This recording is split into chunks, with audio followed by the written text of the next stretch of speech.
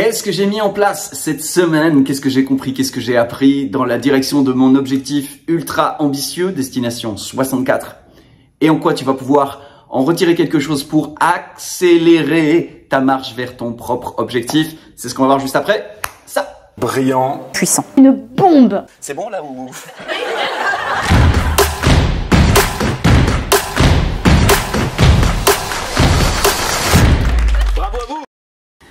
Bienvenue dans ce premier épisode de Destination 64, je m'appelle toujours Jean-Luc Devacter, je suis toujours auteur du livre Business Bénédiction, je suis toujours entrepreneur depuis 10 ans, j'ai accompagné plus de 650 entrepreneurs et cette année je me suis fixé un objectif complètement fou de réunir 64 personnes dans le Cercle Stellaire. Le Cercle Stellaire, c'est un mélange de clubs privés d'entrepreneurs qui font déjà 6 chiffres et qui veulent scaler d'une manière qui soit à la fois en résultat mais à la fois aussi en conscience. Et c'est un mastermind et c'est également un accompagnement business à 360 degrés. C'est mon objectif fou et cette semaine j'ai appris, j'ai compris, j'ai mis en place des choses que je voudrais te partager pour que toi aussi tu puisses peut-être saisir l'une ou l'autre pépite en vol et en faire des bijoux pour ton entreprise, pour ton objectif, pour ta destination. C'est tout le but de cette série Destination 64. Alors tout d'abord, il y a aujourd'hui à ce jour une dizaine, un peu plus de membres dans le Cercle Stellaire. J'ai donc un objectif à aller chercher une 50aine de nouveaux membres dans les 6 prochains mois. C'est un objectif ultra ambitieux qui reflète quelque chose que je n'ai jamais accompli.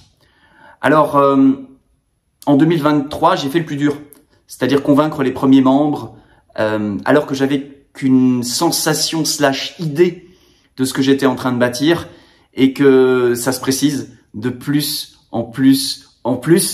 J'ai eu comme une impulsion, une intuition, une vision et je suis en train de découvrir au fur et à mesure c'est quoi exactement ce cercle stellaire, il concerne exactement qui, qu'est-ce qu'on y fait, qu'est-ce qu'on peut en attendre et tout ça évolue et continue de grandir avec le temps.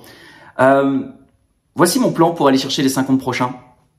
C'est ce que j'ai fait cette semaine, je me suis dit ok, tu as besoin d'un plan d'action pour aller chercher les 50 prochains membres parce que l'année dernière, tu as mis beaucoup d'énergie puis tu as réussi en marge d'autres business que j'ai à trouver les 10 premiers membres, mais cette année tu dois faire 5 fois ce résultat. Ouh, comment tu vas t'y prendre? Alors j'ai à l'heure actuelle un plan d'action qui s'appuie sur 3 piliers. La première chose que j'ai décidé de faire, c'est de créer un événement de conversion, un événement pour pouvoir vraiment rassembler un certain nombre de personnes qui pourraient être intéressées par le Cercle Stellaire et leur faire goûter ce que ça pourrait être de rejoindre ce club privé, ce mastermind, cet accompagnement business, de leur faire vivre comme un échantillon du Cercle Stellaire. Donc ça, c'est ma première focale en ce début d'année, créer cet événement de conversion, inviter un maximum de personnes qui sont dans la cible et leur faire vivre quelque chose qui pourra éventuellement leur donner envie de rejoindre cette aventure, de rejoindre ce Saint-Germain-des-Prés de l'entrepreneuriat conscient et engagé et peut-être d'amorcer une belle et grande et longue histoire ensemble.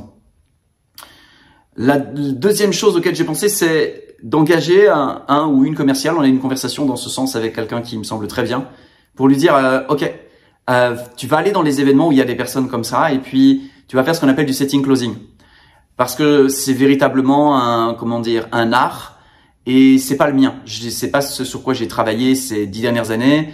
Je suis un entrepreneur qui a beaucoup travaillé sur le marketing digital, sur le copywriting, sur la vente par email, par page de vente, par vidéo, par webinaire, par sommet en ligne, par lancement, par 5D challenge, tout ça je connais bien. Mais par contre, aller dans des événements, tisser du lien, amorcer des conversations et potentiellement créer de l'intérêt chez les personnes pour ensuite avoir la chance et l'opportunité de leur présenter cette offre, ça c'est plus compliqué pour moi. C'est pas ma zone de génie, c'est pas ce que j'ai travaillé les 10 dernières années et on a décidé de recruter une commerciale qui, elle, ou un commercial, pour l'instant on en a une en ligne de mire, mais on est ouvert à un commercial également, qui lui va avoir ce talent, cette fibre d'aller discuter avec des personnes, d'aller sincèrement s'intéresser à eux et peut-être de créer des conversations qui peuvent ramener à « Hey, viens découvrir ce que nous on a proposé, viens jouer avec nous si ça fait sens pour toi ». Donc ça, c'est la deuxième stratégie. Une stratégie en ligne, une stratégie en présentiel. Et ma troisième stratégie, c'est de faire beaucoup de bruit sur mon marché pour quelque part le choquer et démontrer par l'exemple le type de standard, le type d'impact, le type de créativité, d'ingéniosité que j'ai envie d'inviter les membres du Cercle Stellaire à avoir. Parce que je pense qu'à aujourd'hui, être un bon professionnel ne suffit plus. Il est important d'être un bon professionnel, bien sûr. Il est important aussi de développer son art et de continuer à développer son art. Mais il est aussi important d'être remarquable et donc de faire quelque chose qui soit remarquable. Parce que pour être remarqué, il faut être remarquable. Pour être remarquable, il faut faire quelque chose de remarquable. Et c'est ce que je vais faire cette année pour incarner ce que je me propose de stimuler, d'inviter, de proposer à déployer à chacun des membres du Cercle Stellaire. Ce sont mes 3 piliers pour cette année. Bien sûr, en marge de ça, il y aura des conversations, il y aura des rencontres, il y aura des choses imprévues, il y aura des actions commerciales qui seront engagées. Mais j'ai vraiment envie d'avoir une stratégie qui est simple, sur laquelle je peux focaliser mon énergie pour exceller dans ces 3 rendez-vous que je me suis donné pour cette année. Ensuite, je me suis posé les questions de me dire, ok, c'est quoi tes défis en fait? C'est quoi qui est compliqué? C'est quoi qui est difficile? C'est quoi qui est un peu, un peu fragile aujourd'hui pour atteindre ce résultat? Et en fait, j'ai identifié 4 faiblesses en fait, pour pouvoir ensuite établir un plan d'action, les renforcer et permettre à ces faiblesses de devenir des forces. La première, c'est que il y a pas mal de gens qui m'identifient comme un type assez smart. C'est en général ce qu'on dit de moi, Jean-Luc, waouh, il a des traits de génie, il a des idées de génie, il a des intuitions perçantes, mais on m'identifie pas forcément comme un mec puissant. Et un gars qui réunit 64 personnes pour créer un écosystème d'entrepreneurs comme il n'en existe pas aujourd'hui en francophonie, pour créer un mouvement du type Saint-Germain-des-Prés ou du type la Silicon Valley au niveau de l'entrepreneuriat conscient en francophonie, c'est juste un type puissant. C'est pas juste un type smart. C'est aussi un type engagé. C'est un type courageux. C'est un type qui a de l'énergie. C'est un type qui est bankable, en qui on a confiance. On se dit, ok, il a les épaules pour. Et c'est quelque chose sur lequel je suis pas identifié aujourd'hui. Ça veut pas dire que j'ai pas la force en moi. Ça veut dire que les gens ne me voient pas comme ça. Et ils ne me voient pas comme ça parce que c'est une facette de moi que j'ai pas montrée. Et je sais que c'est un sujet sur lequel je vais devoir travailler cette année, sur lequel je vais devoir comprendre des choses, sur lequel je vais devoir apprendre des choses. Et à l'heure où je tourne ce podcast, il y a déjà des choses qui sont mises en branle avec la psy qui murmure à l'oreille des entrepreneurs avec qui j'ai des sessions de temps à autre. On a commencé à faire bouger les lignes avec d'autres personnes de mon entourage proche pour me préparer à cette performance. Eh bien, on a fait bouger des lignes dans ma psychologie, dans mon mindset, parce que oui, réaliser cela va me demander de devenir le type qui réalise ce type de choses. Et j'ai bien compris que j'allais pas pouvoir atteindre un résultat que je n'ai jamais généré en restant à exactement le même agrégat d'habitude de fonctionnement, d'habitude de pensée et d'habitude d'action. Donc, il y a des choses qui vont devoir changer dans ces espaces-là, y compris dans ce qu'on appelle l'identité, qui pour moi est une sorte d'habitude, d'agrégat d'habitude. Et cette identité à laquelle on est identifié et à laquelle on tient tout particulièrement, qu'on dit moi je suis comme ça, moi je suis comme ça. Je sais bien que c'est pas quelque chose d'aussi fixe que ce qu'on pense, et je sais bien qu'il va falloir que ça bouge, que ça s'ouvre à certains endroits, que ça se ferme à d'autres, que ça se renforce à certains endroits, que ça se subtilise dans d'autres. Et hey, je suis prêt au job. Ma destination est droit devant moi. Je suis prêt à faire les efforts qu'il faut pour l'atteindre parce que je sais exactement pourquoi je veux atteindre cette destination. Je sais aussi comment je veux l'atteindre. Et je suis dans un état d'adhésion, d'amour profond avec ce choix que j'ai posé. Donc, je suis prêt. Je suis prêt à faire ça, mais je sais qu'il va falloir que je le fasse. Il va falloir que je le fasse intérieurement, puis il va falloir que je le pose aussi dans ma communication. Il va falloir que je le pose aussi dans mon énergie et dans ma manière d'entrer en relation. Donc, ouais, ça va être ça va être 6 mois assez intensifs de ce point de vue-là. Un deuxième point que j'ai identifié, c'est ce que communément on appelle le syndrome de l'imposteur, parce qu'il y a des endroits de moi où je me sens encore petit. Et je me sens encore petit au point de ne pas me sentir complètement 24 heures sur 24, 7 jours sur 7, à ce niveau-là. Donc, j'incarne pas 100% du temps le niveau qui me permettra de réaliser cette destination. Et je sais aussi que là, il va falloir que je bouge les lignes. Donc, il y a vraiment quelque chose de l'ordre du mindset, quelque chose de l'ordre du fonctionnement psychologique qui va être à revoir. Ça va pas être tout. Il va y avoir évidemment de la stratégie, il va y avoir des actions à mettre en place, mais je sais qu'il y a un gros dossier sur la psychologie. Donc, j'y suis préparé, puis je commence à travailler dessus. Le troisième, c'est que je suis très conscient qu'il va falloir que je repense intégralement ma création de contenu.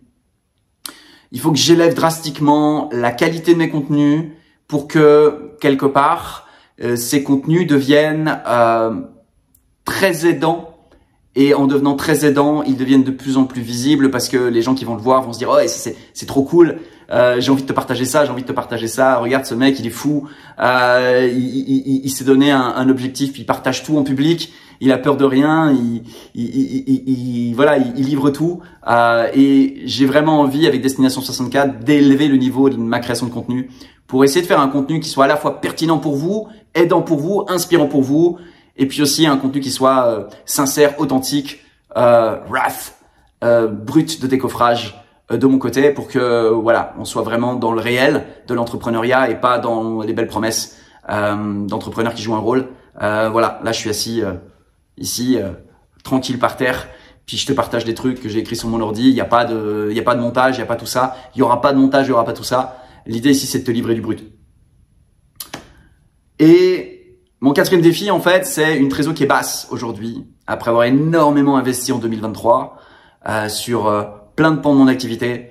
Eh bien, les résultats n'ont pas été à la hauteur de mes projections et par conséquent, je me retrouve dans une situation dans laquelle je dois faire attention, je dois réduire la voilure, je dois fermer les robinets de certains investissements, je dois un peu mieux gérer, je dois apprendre à un peu mieux gérer, à être un peu moins open bar quand il y a de l'argent et donc du coup augmenter ma gestion financière pour placer les ressources au bon endroit, pour avoir les bons effets de levier.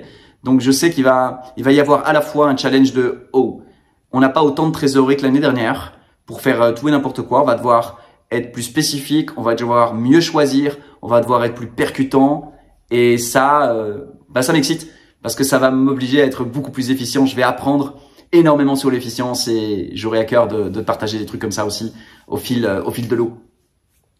Alors c'est pas tout d'identifier les défis et d'avoir une stratégie. Il y a aussi, ok, quels moyens je me donne pour équilibrer les faiblesses que j'ai identifiées.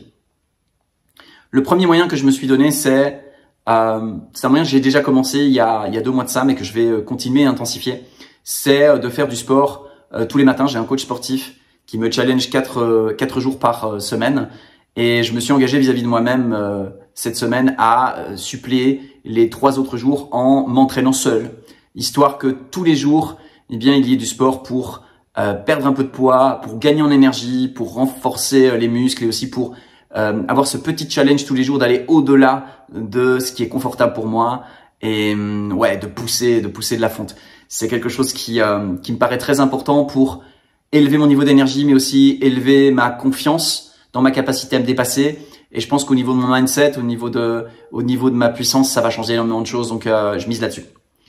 Une autre chose que je me suis rendu compte, c'est je vais avoir besoin d'un coach en performance. Je vais avoir besoin de quelqu'un qui me suit et qui va m'aider à débusquer les endroits où je me raconte des histoires, les endroits où je cherche à éviter des situations qui peuvent être anxiogènes, mais aussi en évitant cela, j'évite ce que aller au-delà de ces situations me permettrait d'atteindre. Et je sais que mon objectif est en dehors de ma zone d'habitude, de ma zone de conscience. Donc, je sais qu'il va falloir que je m'expose à des situations de vie que jusqu'à présent, j'ai évité, j'ai fui. Et j'ai décidé de demander à une personne de m'accompagner là-dessus pour qu'elle soit ma psy / coach pour qu'on puisse vraiment optimiser ma psychologie, voir partout où je me raconte des histoires, regarder dans mes angles morts et façonner cet outil qui est ma psychologie dans la direction de la destination que j'ai choisie profondément et pour des raisons qui sont bien au-delà de mon ego et de ma psychologie de base, on va dire ça comme ça. J'ai également décidé de prendre du coaching en création de contenu. Je veux, à chaque fois que je ferai un podcast, je veux qu'il soit meilleur que le précédent, je veux qu'il soit plus pertinent que le précédent. Je veux vraiment essayer de vous offrir le meilleur des contenus possibles. Je veux devenir bon à créer du contenu. Et je sais que pour ça, on a besoin de quelqu'un qui sait comment faire et qui a un œil extérieur. Donc, j'ai pris un coach en création de contenu pour essayer de créer un contenu qui soit juste ouf, quoi. J'ai également décidé de me former dans le domaine de la psychologie et du coaching avec Guillaume Dulude, qui est probablement le meilleur sur le marché francophone pour cela. J'ai 1 année pour devenir un meilleur coach, pour être capable d'ouvrir des conversations d'une meilleure manière, pour devenir meilleur à livrer le cercle stellaire, mais également aussi meilleur à échanger avec mes équipes et hausser mon niveau de compétence interrelationnelle et de gestion de ma propre psychologie. Et enfin, mon dernier moyen, ça va être un moyen plus un moyen de sagesse. J'ai décidé de fréquenter mon ami Serge Vécoz, qui est Serge Véco d'ailleurs, je sais pas pourquoi je prononce le Z, qui est un sage parmi les sages pour moi dans mon réseau, et j'ai décidé d'aller le consulter comme tous les chefs, tous les rois qui vont consulter de temps à autre la piti ou le sage pour s'ajuster, s'équilibrer, s'aligner, vérifier que les décisions prises ont bien considéré tous les facteurs, y compris ceux qui sont pas forcément visibles, et essayer de bâtir en sagesse, parce que je pense que c'est important pas seulement d'atteindre ma destination, mais aussi de l'atteindre d'une certaine manière, de la manière avec laquelle j'ai envie d'inviter les membres du cercle stellaire à développer leur propre activité,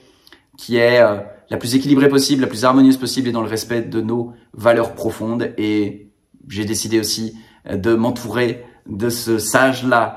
Donc l'idée en fait de me donner les moyens, c'est vraiment me donner les moyens physiquement, énergétiquement, dans une logique de sagesse et dans une logique de psychologie, parce que je pense que quand tout ça est optimisé, j'aurai une manière de penser qui va être plus claire, j'aurai des meilleures idées et j'aurai aussi la capacité de faire du meilleur marketing, de faire du meilleur copywriting, de prendre des meilleures décisions avec mes équipes.